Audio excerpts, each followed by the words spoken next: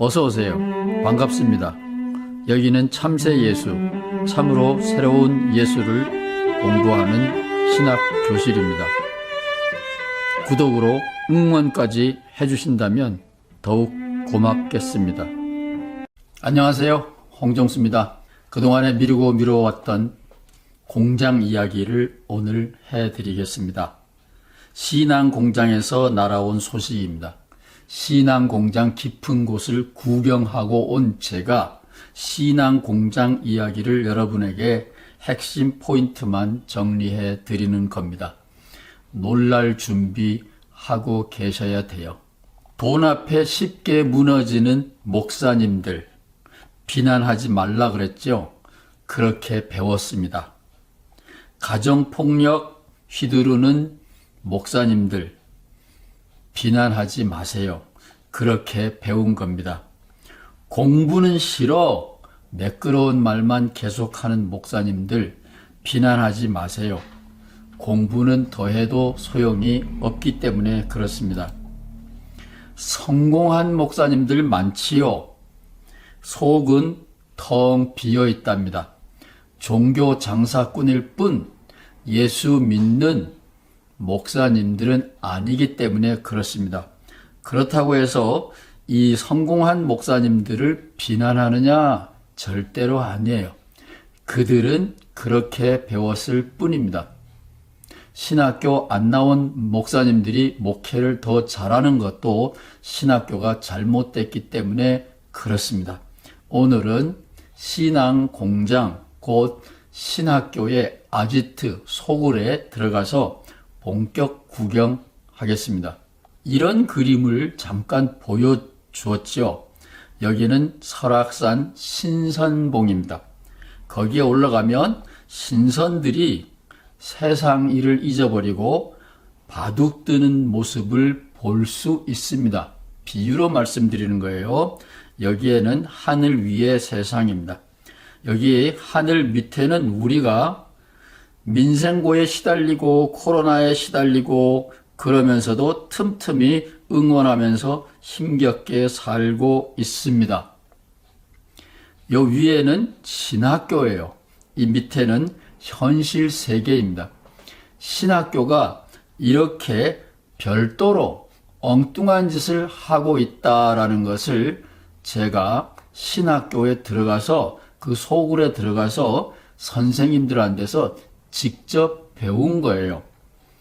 어떤 교수가 훌륭하다, 뭐 어쩌다 그런 거는 중요한 게 아니죠.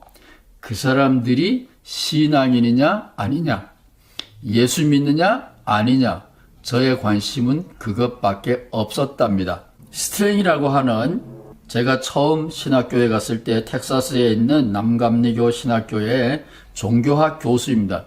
논문이 이거예요. 불교의 마음 비움, 불교의 공사상을 써가지고 서양 사람이 불교의 비움, 공사상을 써가지고 히트를 쳤고 끊임없이 불교를 이해하는데 도움을 줬기 때문에 불교 학회로부터 표창장도 많이 받았습니다. 종교학 책입니다. 이 스트랭 교수한테 제가 조용히 찾아가서 물어봤어요. 당신들은 신선 노릇만 하고 있다. 어느 학자가 무슨 말을 했다. 어느 학자가 무슨 말을 했다. 당신들은 수업 시간에 책을 뒤적이면서 책 얘기는 잘 하는데 현실 세상, 이 현실 세상 우리가 얼마나 힘들게 살고 있는데 이 현실 세상에 대해서는 당신들은 왜 침묵을 지키느냐 그랬더니 아까 보여준 그 스트랭 박사가 이 비유를 말씀해 주셨습니다. 우리는 신선들이야. 우리는 저기 하늘 꼭대기 위에서 책 뒤적뒤적거리면서 이 책은 이런 말을 했고 이 책은 이런 말을 했고 우리는 책 얘기만 하고 있어. 이 진흙탕 봐라. 여기 이 진흙탕 여기에 내려가려면 최소한 이렇게 긴 고무장화라도 있어야 우리가 가끔씩은 학자들이 현실 세상의 문제를 다룰 텐데 우리는 신선들이라 이 현실 세상에 내려가서 진흙탕 속에서 싸움할 이런 긴 고무장화가 없단다. 불행하게도 우리는 이 현실 세상의 이야기를 다룰 능력도 마음의 준비도 없단다. 띵! 여러분 띵 하셔야 되는데 학자들은 학자들끼리 탁구 치는 거예요. 우리는 현실 세상에서 각종 씨름 속에서 고생하고 있습니다. 목사님들도 목회하는 게 얼마나 힘든지 몰라요. 코로나 시절에 어떻게 설교해야 될지 몰라서 얼마나 힘든지 몰라요. 그런데 신선들은 신학교에서는 자기네들끼리 탁구 놀이하고 있는 겁니다. 이런 신학 배워도 목회에 도움이 하나도 안 돼요. 따라서 공부 안 하는 목사님들이 정상인 거예요. 공부해봤자 하나도 쓸데가 없는 겁니다. 이거는 제 얘기가 아니고 신학자의 얘기예요. 종교학 교수님, 신학교에 계시는 종교학 교수님 닥터 스트랭의 말씀입니다. 저는 그때 아하 하고 눈이 확 열렸어요. 여러분도 목사님들이 혹시 공부 안 하겠다고 발버둥 치면 너무 압력 넣지 마세요. 그 목사님 굉장히 훌륭하신 겁니다. 한 단계 더 들어가겠어요. 너무 많은 이야기 하면 머리 아프지만 이 이야기를 해드리려고 제가 2년 동안 유튜브 뜸을 들인 겁니다. 자, 이게 교수님 3분이 있어요. 이 3분이 다 소위 조직신학 교수님입니다. 제 전공과 관련된 거예요. 이 3분들은 제가 직접 강의를 듣고 대화하고 질문하고 물어본 거예요. 책에 있는 이야기가 아니에요. 책은 누구나 알 수 있지만 이 3사람들은 저만 알아요. 개인적으로 만나서 물어봤걸랑요. 제일 먼저는 남감리교 대학, 아까 그 스트랭 박사님하고 같은 학교에 있는 남감리교 대학의 슈보트 오그덴 교수라고 하는 그 당시에 세상을 떠들썩하게 했던 조직신학 교수가 있어요. 그 조직신학 교수한테 제가 질문을 했어요. 나는 기독교의 핵심인 예수를 배우러 미국에 왔다. 당신은 왜 예수 얘기를 안 하고 하나님 얘기만 하냐? 제가 말을 잘 못하기 때문에 첫 학기였어요. 글로 썼거든요. 페이퍼도. 그랬더니 슈보트 오그덴이 지금도 기억이 납니다. Jesus question 고딕체로 하고 언더라인을 딱 했어요. 예수 질문 우리는 묻지 않는다. 그거는 네 문제니까 네가 앞으로 공부해서 해라. 그런 거예요. 무슨 얘기인지 아시겠어요? 지금의 기독교는 하나님 팔아먹는 종교 장사지 예수님을 따르는 진정한 기독교가 아니에요. 예수님이라는 말은 많이 하지만 갈릴리 예수, 사람 예수가 아니에요. 우리의 죄를 대속하기 위하여 십자가에 피 흘려 돌아가신 하나님의 아들, 거룩한 분이지 인간적인 예수님이 아닙니다. 희로애락이 있었어요. 요한복음에 보면 예수님은 희로애락이 많았을 뿐만 아니라 마음의 기쁨이 가득하셨다 그랬고 이 기쁨을 너희들에게 남겨주고 간다. 이런 위대한 말씀을 하신 인간 예수에 대하여 저는 관심이 있어서 유학을 간 겁니다. 그랬더니 첫 번째 교수님 슈보트 오그덴이 그거는 네 질문이다. 네가 풀어라 그러더라고요. 그 다음에 두 번째 교수님 이야기를 하겠습니다. 두 번째 교수님은 하버드 대학의 조직신학 교수인데 에모리 대학이 돈이 많아서 하버드 대학 교수의 강의를 직접 들을 수 있는 기회가 있었고 강의는 사실은 들을 것도 없어요. 책에 다 있으니까. 조용히 개인적으로 만나서 카프만 교수하고 대화를 나눴어요. 슈버트 오그데라한테 물었던 똑같은 질문을 또 했습니다. 한국에는 종교가 여럿이다. 나는 중학생 때까지는 종교 없이 잘 살았고 지금도 내 친구들은 종교 없이도 잘 살고 기독교 없이 잘 산다. 그래서 나는 기독교인이 됐고 진짜 본격 크리스찬이 되기 위하여 예수가 누구인지 공부하러 왔다.